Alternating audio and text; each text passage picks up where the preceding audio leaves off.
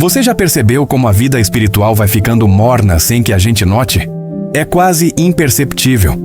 Um dia você está orando com intensidade, sentindo a presença de Deus, chorando, ardendo por Ele.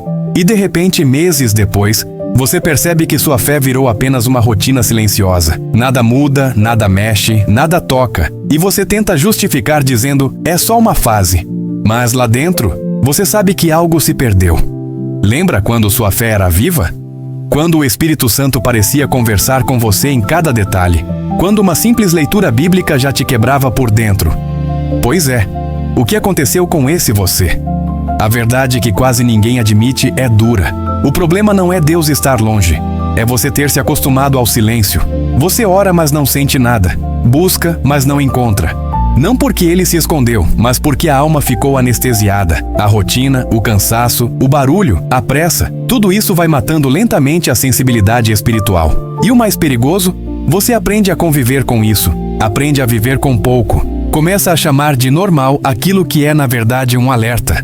Sentir o Espírito Santo não é automático. Ele não força a entrada, não invade, não grita. Ele sussurra. E para ouvir um sussurro, você precisa estar desperto. Só que muitos cristãos hoje vivem fé de aparência, não de profundidade. Presença sem presença. Vida espiritual sem vida. Uma fé que fala sobre Deus, mas não vive com Deus. Uma fé que conhece versículos, mas não conhece o vento suave que toca a alma. E talvez essa seja a ferida mais profunda deste capítulo. Você perdeu a presença. E nem percebeu, mas está percebendo agora. E isso é o primeiro sinal de que o Espírito Santo começou a te despertar de novo. Pouca gente entende isso de verdade. E talvez por isso tantos cristãos vivem confusos, achando que o Espírito Santo vem e vai conforme o dia, conforme a emoção, conforme o clima espiritual. Mas a verdade bíblica é muito mais profunda e muito mais séria do que isso. O Espírito Santo não é um sentimento que aparece quando você está emocionado. Não é uma energia boa que flui no ambiente. Ele é uma pessoa real, viva, presente. Uma pessoa que fala, direciona, confronta, consola e ensina. Uma pessoa que tem desejo, vontade e voz. Mas poucos cristãos aprenderam a ouvir essa voz. É aqui que a maioria erra. Eles acham que sentir nada significa que Deus está longe. Mas a ausência de sensação nunca foi ausência de presença. A confusão está justamente na expectativa errada. Muitos esperam um fogo, um impacto, um ambiente carregado de emoções, quando o Espírito trabalha de um jeito completamente diferente. Ele fala no sussurro e não no barulho. Ele orienta no silêncio e não no tumulto. Ele guia pela paz e não pela ansiedade. O problema nunca foi Deus parar de falar. O problema é que nós lotamos a alma de ruído. O excesso de distrações, a mente acelerada, o coração inquieto. Tudo isso cria uma névoa espiritual que impede você de perceber o que o Espírito está dizendo há muito tempo. Ele não compete com aquilo que rouba sua atenção. Ele não força espaço. Ele não briga com o excesso de estímulos que você mesmo colocou na sua rotina. Ele apenas aguarda. Ele espera o momento em que você desacelera o suficiente para distinguir o sussurro dele. E aqui está a revelação. O Espírito Santo não desapareceu. Foi você que deixou pouco espaço para ele se manifestar. Ele continua falando, continua guiando, continua mostrando o caminho, mas só ouve quem aprendeu a silenciar o mundo para ouvir o céu. O que você sente pode variar, mas quem ele é, nunca muda. Capítulo 3. O método da sensibilidade espiritual. Chegou a parte prática. Não é mais teoria nem esperança vaga, mas uma técnica com nome, passos claros e efeito real. O protocolo dos 3 silêncios é simples porque o Espírito não pede complexidade. Ele pede espaço.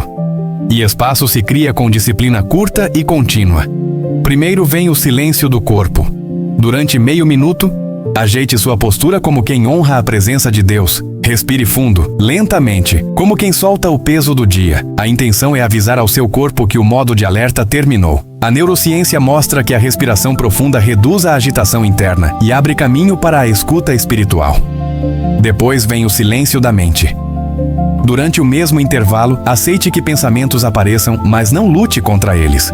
Escolha um verso curtíssimo, como Vem Espírito, e repita com suavidade. Cada repetição funciona como uma pequena âncora que interrompe o excesso de pensamentos e direciona sua atenção. A psicologia chama isso de atenção dirigida, quando você desloca o foco do ruído para algo sagrado, estabilizando o coração. Por fim, o silêncio da alma. fale em voz baixa ou apenas pense a frase "Espírito Santo fala comigo". Aguarde sem ansiedade. Observe qualquer movimento interior, seja uma paz leve, uma clareza repentina ou apenas a sensação de que alguém está perto. A parte espiritual aqui é relacional. Você não força, você responde. Com o tempo, este ato reacende sua capacidade de perceber a presença divina. Por que isso funciona? Porque essa prática combina descanso físico com foco mental e abertura espiritual. Menos tensão no corpo, menos corrida de pensamentos e mais disposição para ouvir. A ansiedade se dissolve, o interior se alarga e a sensibilidade espiritual começa a emergir novamente. Uma mulher chamada Maria contou que passava meses sem sentir nada. Aplicou o protocolo por algumas noites e descreveu um sopro de paz e uma palavra curta que a guiou exatamente no que precisava. Não foi espetáculo, foi presença. Lembre-se sempre, não é emoção, é consciência da presença. Quer sentir isso? Faça hoje. 90 segundos. Só isso. Capítulo 4. Quando o Espírito Santo transforma o antes e depois. Antes de entender a ação do Espírito Santo, a vida espiritual parece sempre pesada. A fé fica fria, quase mecânica. Você ora, mas as palavras parecem cair no chão. A alma carrega culpa constante, como se estivesse sempre devendo algo a Deus. A preguiça espiritual cresce sem ser percebida, e até o que antes era prazer, agora parece obrigação.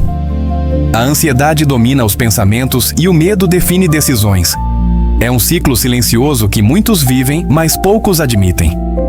Parece que algo está errado, mas você não sabe exatamente o que.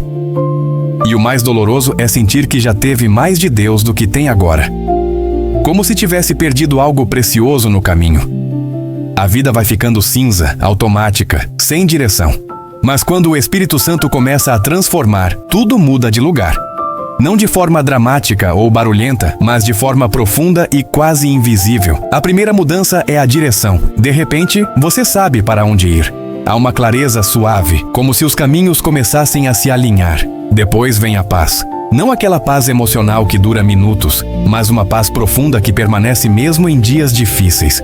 Você desenvolve consciência espiritual. Começa a notar pequenos toques de Deus, pequenos avisos, pequenas confirmações. Sua força na tentação cresce, não porque você fica perfeito, mas porque a presença dele se torna mais real do que o desejo. E então surge propósito. Aquela sensação de estar vivendo sem sentido desaparece, porque agora existe uma missão dentro de você. E aqui vai a frase que segura você no ponto mais importante deste vídeo. Não saia agora, porque o que vou te dizer agora é a chave que ninguém te contou. A transformação do espírito não começa quando você sente algo. Ela começa quando você se torna sensível o suficiente para perceber o que ele sempre fez. O antes e o depois não dependem de emoção, mas de percepção. Antes, você vivia sozinho tentando se consertar. Depois, você vive guiado por alguém que sabe exatamente quem você é.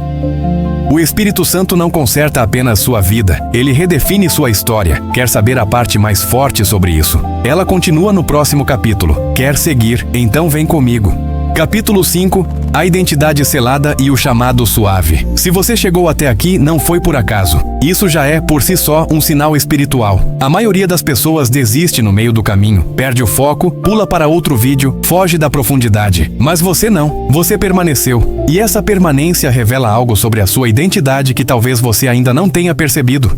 O Espírito Santo chamou você para despertar. Não é uma frase bonita. É um diagnóstico espiritual.